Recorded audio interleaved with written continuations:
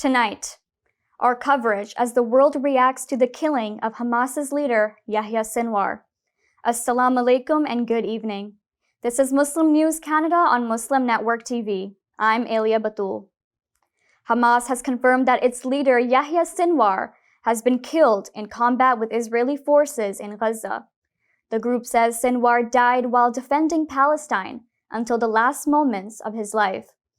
Sinwar has been appointed head of Hamas's political bureau following the assassination of Ismail Haniyeh in July. Senior Hamas official Khalil Haya says Israeli captives held in Gaza will not be released until the war ceases and Israeli forces withdraw from the territory. On the other hand, Israeli Prime Minister Benjamin Netanyahu says the killing of Sinwar does not signal the end of the war in Gaza. The Palestinian Liberation Organization and Fatah have issued statements mourning the death of Hamas's leader Yahya Sinwar. Fatah has expressed condolences, urging Palestinians to unite in the face of ongoing challenges.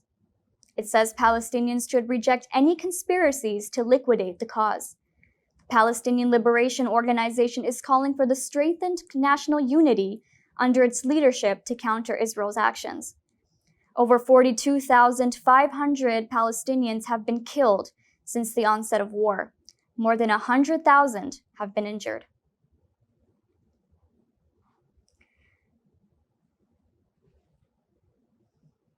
Reactions to Yahya Sinwar's death have poured in from around the world. Israeli Prime Minister Benjamin Netanyahu says Sinwar's death is a significant milestone. However, he says the war in Gaza is not yet over. Netanyahu has reiterated that Hamas would no longer rule Gaza. In the US, President Joe Biden says Sinwar's death is an opportunity for a future without Hamas in Gaza. Vice President Kamala Harris and other US officials have expressed hope that Sinwar's death could help bring an end to the war and facilitate the return of hostages. Prime Minister Justin Trudeau calls Sinwar a brutal leader. Trudeau says Hamas carried out the horrific atrocities on October 7th under Sinwar's leadership. He said Sinwar's death delivers a measure of justice for his victims and their families. International responses vary. Iran, Hezbollah, and Yemen's Houthis are mourning Sinwar's death.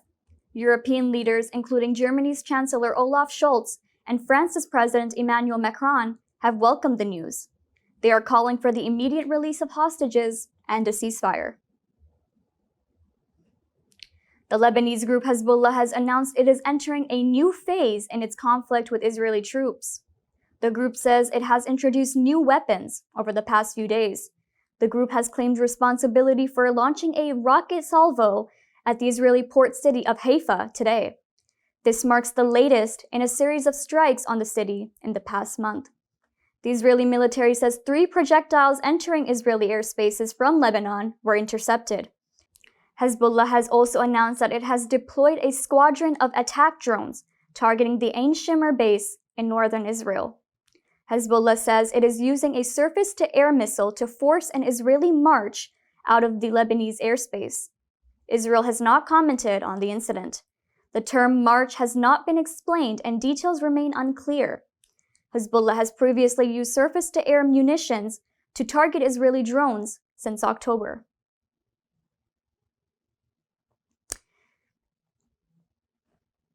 The United States has charged an Indian government employee for an alleged plot to assassinate a prominent Sikh separatist in New York. The U.S.'s Attorney Office for the Southern District of New York says charges of murder for hire and money laundering have been filed against Vikash Yadav. The office says the second suspect, Nikhil Gupta, has been extradited to the U.S. earlier this year. As of now, Yadav remains at large. FBI Director Christopher Wray says Yadav was involved in the failed attempt on behalf of a criminal associate. India's Ministry of External Affairs says Yadav is no longer employed by the government.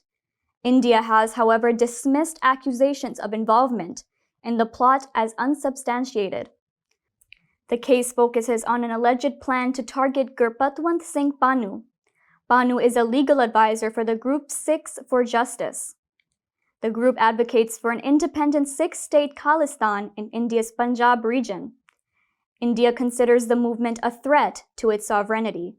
It has urged countries with large Sikh populations, including the US and Canada, to crack down on separatist activities.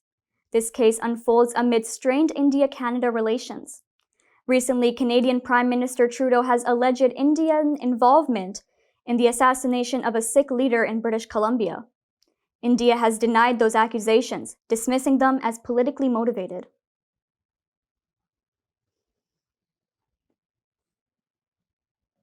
Former Canadian Broadcasting Corporation journalist Arfa Rana has resigned in protest over the network's coverage of Israel's ongoing airstrikes in Gaza. She says the network is complicit in the genocide of Palestinians. Rana has expressed deep frustration with CBC's reporting. She criticizes it for lacking historical context and downplaying the suffering of Palestinians.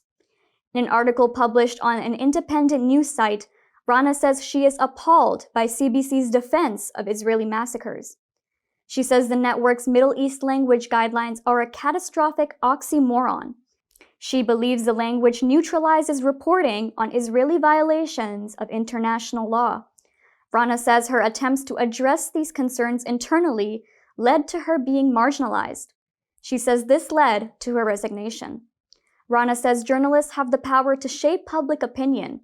She says truth-telling is both a moral obligation and a revolutionary act for those in the media.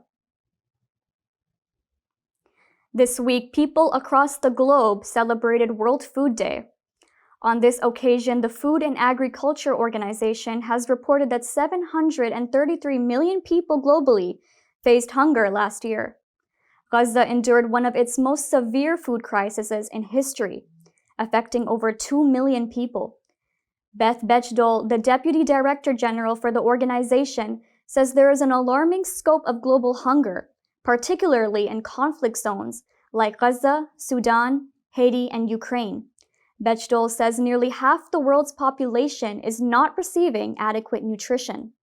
She says conflict, climate change, and economic shocks are the primary drivers of hunger, with vulnerable populations most affected.